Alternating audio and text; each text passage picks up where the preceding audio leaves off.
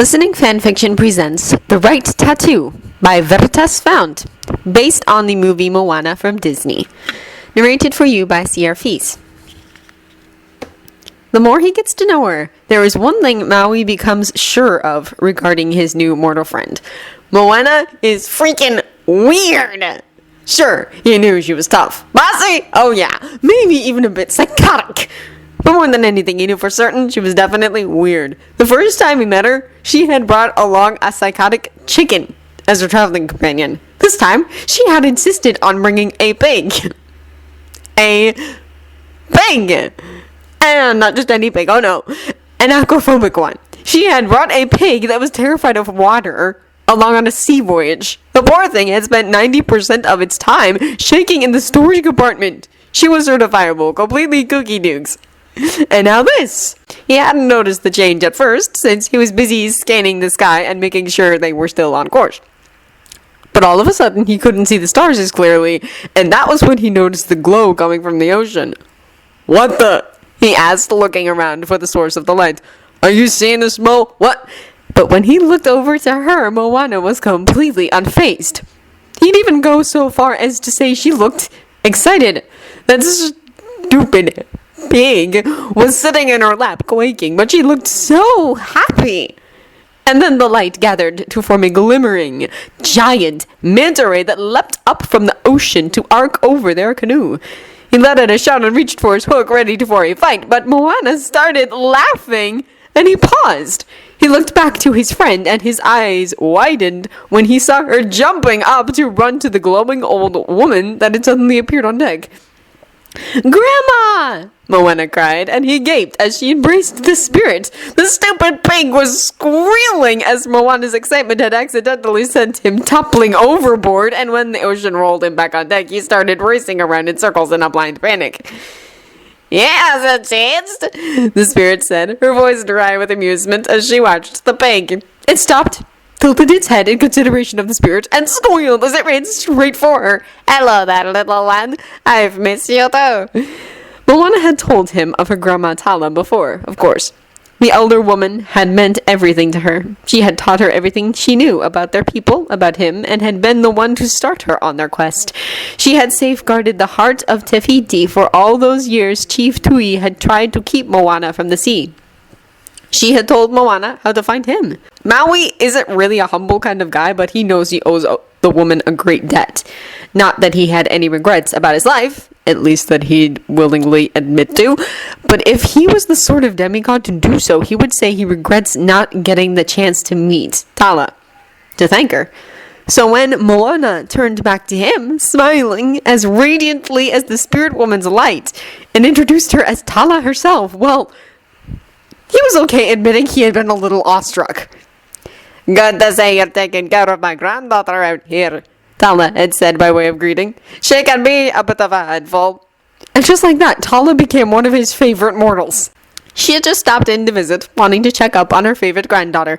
She had been expecting to see Moana on the sea, but she had expected to find her with their people instead of, well, him. So Moana had told her of the rebuilding, the smaller preparations, and the lessons that had taken up the last year or so of her life, preparing their people to leave Motunui. The shorter, longer trips, scouting missions, he had chimed in, she would take with Maui as a break. Tala had stayed longer than he had expected, the two women talking well into the night, but when she finally did leave, it was with a hefty glare his way and a warning to take care of her girl. "I'm a giant spirit manta ray," Tala had said, her dry voice lacking any, or maybe possessing just enough, humor, effectively sending a chill down his spine. "And the ocean is a friend of ours. We can make life very unpleasant for you." And then she was smiling as radiant as Moana's, and maybe for that exact reason, so much more terrifying, as she called out, "Bye!" Moana was laughing, but Maui had had no idea what to make of the elder Waikaliki. So he had looked at Moana, nodded to the ocean where Tala had disappeared, and said, "Your grandma is cookie nukes." "She was the village crazy lady," Moana had said. "It was her job." And so the night begins to pass, Moana watching the stars, but lost in her memories as she tells him story after story of her grandmother. She tells him the ones he knows, about Tala watching as the ocean chose Moana, and finding the heart Tui had refused to let Moana keep. how Tala had shown her the Cave of Ships, how during another late-night visit shortly after her return to Motunui, Tala had finally explained her manta ray tattoo. "She always knew our people would return to the sea," Moana says, choked with emotion, "and she knew I would be the one to lead them there. She had wanted to go beyond the reef as much as my father and I did. So she had wanted to come back as a manta ray, her favorite sea creature, so she could travel the seas with us." It's been a while since he's seen her cry over her grandmother, but Moana's rubbing her arm against her eyes by the time she's finished. He sighs and tells her to get over to him, and it doesn't take her long to cross the short distance to his waiting arms. She burrows against his chest, and he hugs her as tight as he can with his free arm. And it's dangerous ground, and he doesn't really know if he wants to know the answer, but he has to ask all the same. "So, what would you come back as, girlie?" he asks, and Moana laughs as she presses her cheek to his chest. "I think the gods already chose my tattoo," she says, and he lifts both eyebrows at her as he cranes his neck, trying to spot any new ink in the dark. "Oh, really?" he asks. "When did you get it? Where? What is it?" She laughs again as she pulls back from him, and he frowns as she reaches out and places a palm against his chest, over his heart, where Mini Moana sails. "I want to come back with our canoe," she says, voice firm. "I want to be a voyager, so I can always sail with a great Maui, shapeshifter, demigod of the wind and sea, hero to all, best friend of Moana of Motuinui." He knew he didn't want to know the answer. So he scoffs, shoving aside the fist of emotion that's clenching around his heart, and he shoves at her half-heartedly. He tells her she's crazy, and that she shouldn't talk like that, because it will never happen, okay? She's always gonna be with him, and even if they both know better, he's not gonna let her think that. Like a time will come when it won't be Maui and Moana, He's thankful that it doesn't happen for a long time. Towards the end, he refuses to even leave the island. He can see she's getting older. Something in him just knows. She tells him he's crazy, that she feels better than ever. Really, she follows Tala to the letter and isn't your typical village elder. She's been around for almost a century, but she's still on those waters, sailing. True, she hasn't taken a longer voyage with him in some time, but she's never felt more at home than she has on the sea, and they still take shorter trips around her island. Her youngest son, the child who stayed behind to resume the title of chief after his older siblings had left to explore, worries constantly over her. He fears that something will happen when they're out on the water, that Moana will be lost to the sea, and no one will be any wiser, but Maui promises he would never let that happen. Because in the end, they're pulling their canoe onto the shore when it does.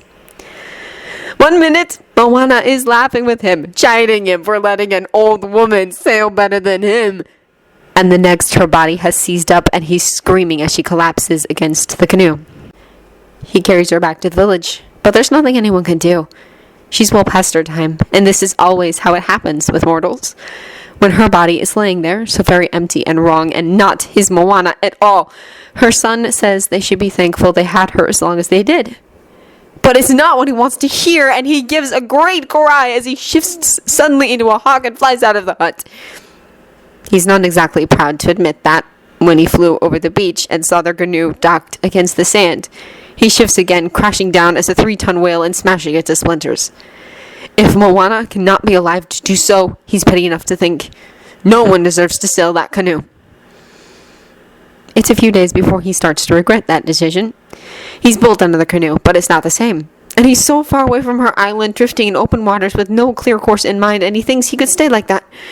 It just doesn't feel the same, feel right without her. He's lying on his back, staring listlessly up at the stars, when he feels it. A rushing, a great wind that comes across the sea like a crashing wave. And his skin is itching the way it does when he gets a new tattoo, or when Mini Maui decides to aggravate him. And when he sits up to look down at his chest, he finds it isn't Mini Maui at all. It's Mini Moana. She's jumping off her little canoe, hopping over the little mountains to Mini Maui, and the stupid little jerk is jumping around, cheering as she leaps into his arms. They even high-five when they stop hugging, and then she looks up at him, and he's just...